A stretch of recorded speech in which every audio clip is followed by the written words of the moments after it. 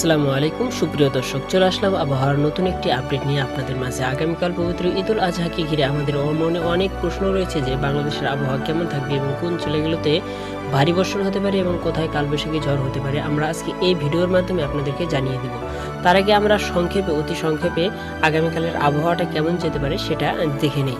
দেখেন, রাত 1টার দিকে উত্তরবঙ্গের দিকে কিছু অংশে মেঘ বৃষ্টির সম্ভাবনা রয়েছে। ভোর 7টা 8টার দিকে মেঘ বৃষ্টির সম্ভাবনা রয়েছে। দেখেন, দুপুরের দিকে কিন্তু বাংলাদেশের কোথাও মেঘ বৃষ্টি নেই। তো চলুন আমরা বিস্তারিত জেনে নিই যে এখন কোথায় কেমন মেঘ বৃষ্টির সম্ভাবনা রয়েছে। আমরা যদি আজকে বুধবার 27শে মে রাত্রের দিকে দেখি, তখন রাত 10টার দিকে খুলনা এবং তার আশেপাশের অঞ্চলে হালকা থেকে ভারী বর্ষণের সম্ভাবনা রয়েছে। বিশেষ করে সাতক্ষীরা এবং কালীগঞ্জ, সেখানে ভারী বর্ষণের সম্ভাবনা রয়েছে। এছাড়া বরিশাল এবং ভোলা অঞ্চলগুলোতে হালকা মেঘাচ্ছন্ন থাকতে পারে। ফরিদপুর 5.2 মিলিমিটার মেঘ বৃষ্টির সম্ভাবনা রয়েছে। মানিকগঞ্জ 2.5 মিলিমিটার এবং তার আশেপাশে গাজীপুর, নরসিংদী, তারপরে ঢাকা এই অঞ্চলগুলো হালকা মেঘাচ্ছন্ন থাকবে।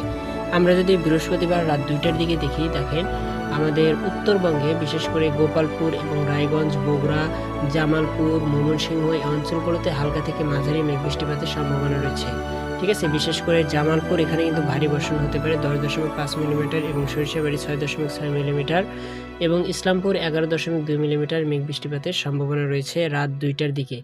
এছাড়া সিলেট, সুনামগঞ্জ আকাশ একটু মেঘলা থাকবে। দক্ষিণে মোটামুটি আকাশ ভালো রয়েছে, কোথাও মেঘ বৃষ্টির সম্ভাবনা নেই। তবে আমরা যদি আরেকটু দেখি, রাত 4টার দিকে যদি আমরা খেয়াল করি, দেখেন তারপরেও কিন্তু রাত 4টার দিকে মেঘ বৃষ্টিগুলো সক্রিয় রয়েছে এবং শিলিগুড়ি তার আশেপাশের অঞ্চল যেমন পঞ্চগড়, ঠাকুরগাঁও, নীলফামারী অঞ্চলের আকাশ মেঘাচ্ছন্ন থাকবে। রংপুর আকাশ মেঘাচ্ছন্ন থাকবে, বর্ষণের তেমন সম্ভাবনা নেই।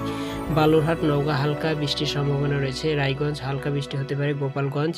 গোপালপুর হালকা বৃষ্টি হতে পারে। ময়মনসিংহ এবং নেত্রকোনা আকাশ মেঘাচ্ছন্ন থাকবে, হালকা বৃষ্টিপাতের সম্ভাবনা রয়েছে।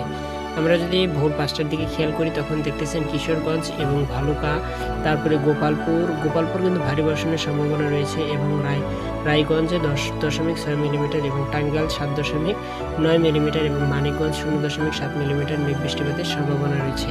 এছাড়া দক্ষিণে কিন্তু মোটামুটি ক্লিয়ার রয়েছে। তারপরে আপনার সিলেটে হালকা একটু মেঘ থাকতে পারে।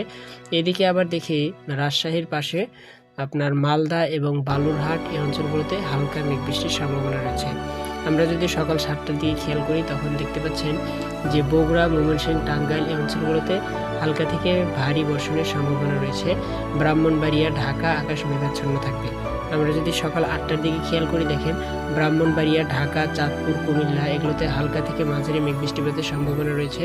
বগুড়াতে 10.8 মিলিমিটার মেঘ বৃষ্টিপাতের সম্ভাবনা রয়েছে। এর সাথে নওগাঁ এবং নাটোর, তারপরে রাজশাহী, চাঁপাইনবাবগঞ্জ এবং বালুরহাট, তারপরে আপনার গাইবান্ধা এগুলো আকাশ মেঘাচ্ছন্ন থাকবে, হালকা বৃষ্টির সম্ভাবনা রয়েছে। সকাল 10টার দিকে যদি আমরা খেয়াল করি, দেখেন তারপরেও কিন্তু মেঘ বৃষ্টিগুলো সক্রিয় রয়েছে।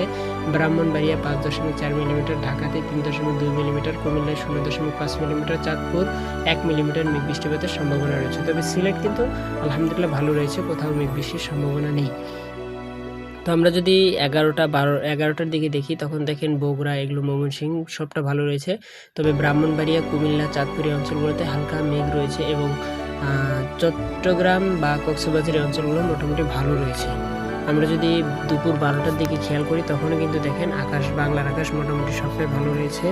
আমরা যদি 2টার দিকে খেয়াল করি, তখন দেখেন যে বরগুনা এবং বরিশাল, তারপরে এই অঞ্চলগুলোতে মোংলা, খুলনা হালকা থেকে মাঝারি হালকা বৃষ্টির সম্ভাবনা রয়েছে। ময়মনসিংহে 0.3 মিলিমিটার। আমরা যদি বিকাল 4টার দিকে দেখি, তখন দেখেন ময়মনসিংহ, ঢাকা এবং রাজশাহী অঞ্চলগুলোতে হালকা বর্ষণের সম্ভাবনা রয়েছে। সিলেটে তেমন বর্ষণ নাও হতে পারে। আমরা যদি সন্ধ্যা 7টার দিকে খেয়াল করি, দেখেন ময়মনসিংহ, ঢাকা এবং রাজশাহী অঞ্চলগুলো, কলকাতাতে ভারী বর্ষণের সম্ভাবনা রয়েছে। বিশেষ করে আপনার ঢাকাতে বেশি সম্ভাবনা রয়েছে বৃষ্টিপাতের। আমরা যদি রাত 9টার দিকে খেয়াল করি, তখন দেখেন আমাদের ওই অঞ্চলগুলোতে কিন্তু মেঘ বৃষ্টি সেভাবে সক্রিয় রয়েছে। রাত 10টার দিকে খেয়াল করলে দেখেন সিলেটে কিন্তু বর্ষণ শুরু হয়ে যাবে। আশা করা যায় যে ব্রাহ্মণবাড়িয়া 14.4 মিলিমিটার এবং সিলেটে 6.4 মিলিমিটার মেঘ বৃষ্টিপাতের সম্ভাবনা রয়েছে। তো এছাড়াও বগুড়া এবং রংপুর, দিনাজপুর এই অঞ্চলগুলোতে হালকা থেকে মাঝারি মেঘ বৃষ্টিপাতের সম্ভাবনা রয়েছে।